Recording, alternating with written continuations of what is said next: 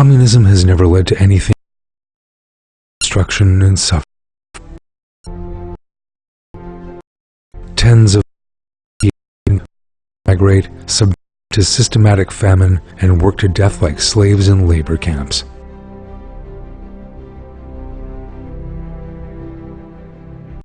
Millions of people have been the targets of shootings by communist terror organizations, or else they have lived in fear of being so targeted.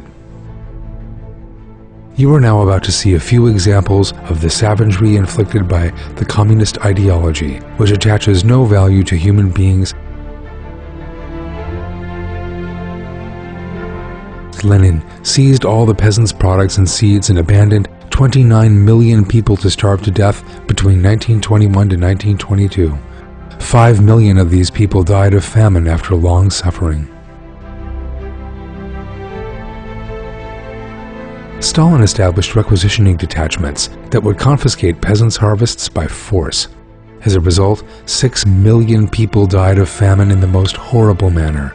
At the same time, hundreds of thousands of tons of cereals were actually exported to prevent other countries from becoming aware of this evil. In Stalin's time, it was a serious crime to sell grain on the market, have an employee to help with the harvest, or even possess 2 samovars. Peasants were arrested on the pretext that they had taken part in commerce when they had sold something of their own making. Famine caused the deaths of 6 million men, women, children, old people, and infants in Stalin's time, not because Soviet farms produced insufficient grain, but because the Communist Party wanted this man-made famine to happen. In other words, it was mass murder. Many people were sent to concentration camps known as gulags in the time of the Soviet dictator Joseph Stalin, where they were worked to death under extremely harsh conditions. Most people never left the camps alive. Millions of workers and peasants who revolted against the Bolshevik regime between 1918 and 1953 were slaughtered. Following the Red Army's invasion of Afghanistan, it employed the most despicable methods against Muslims. They made mines that resembled toys so that Afghan children would pick them up. Captured religious fighters was shelled without the slightest compunction. Mao seized power in China with the Communist Revolution in 1949 and instituted a program known as the Great Leap Forward in the mid-1950s. As with the Soviets, that project also inflicted famine and misery on the people. The famine across China in 1958 to 1961, caused by Mao's Great Leap Forward, is regarded as the worst and deadliest famine ever. Up to 40 million people died. That is the equivalent of the entire population of Turkey at that time. Prisoners in Mao's time were forced to work in mines, where 300 people a day would die. Prisoners were buried alive, humiliated, and subjected to the most horrible maltreatment. Mao later initiated the Cultural Revolution, ostensibly so that the people would understand communism better.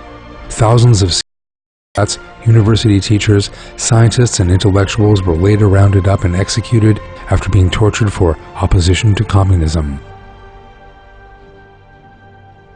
Mao's Red Guards arrested tens of thousands of people, tortured and executed them solely for listening to music, having a pet animal, or engaging in worship.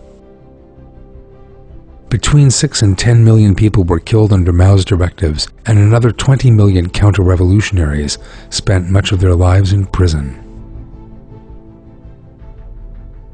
Following Mao's seizure of power, a systematic genocide began being employed against the Uyghur Turks of East Turkestan. Uyghur Turks were forbidden by the Chinese communists to perform their religious observances, schools and places of worship were closed, clergy in many areas were arrested, and a great many of these were martyred. 2.8 million Muslim Uyghur Turks were martyred by the Chinese in various ways between 1949 and 1952. 3.5 million between 1952 to 1957, 6.7 million in 1958 to 1960, and 13 million between 1961 and 1965.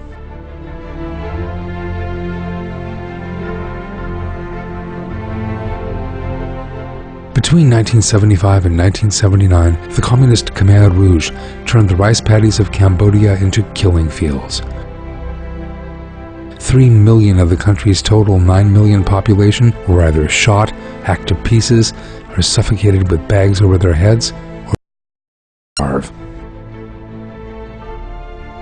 A deliberate famine was also set in motion by the communist regime in Cambodia. Despite people starving to death in the country, only 1/5 of its arable land was permitted to be used for agriculture. Under the regime of the communist Ho Chi Minh, 40,000 people were packed into spaces intended for 8,000 in the prisons between 1975 and 1977. Prisoners either starved, suffocated, or tortured to death or killed themselves. These are just some of the ruthless practices of communism. Those who seek social justice can never find it in communism because social justice within communism means misery and poverty. Communism exploits people, eliminates art, science, and joy, and turns people into little more than unhappy automatons. No artist, scientist, or intellectual with a free mind ever emerges from a communist society. It is impossible for communism, which denies that humans are entities with souls and regards them as a type of animal, to establish an order based on happiness, peace, prosperity, and security. Human beings are not valued under the communist system. The prevailing idea is one of, there are many members of the herd, so if one gets lost, it does not matter. Those who are handicapped or cannot work are regarded as sickly and harmful, and often left to die. There is no conception of forgiveness, compassion, or loyalty.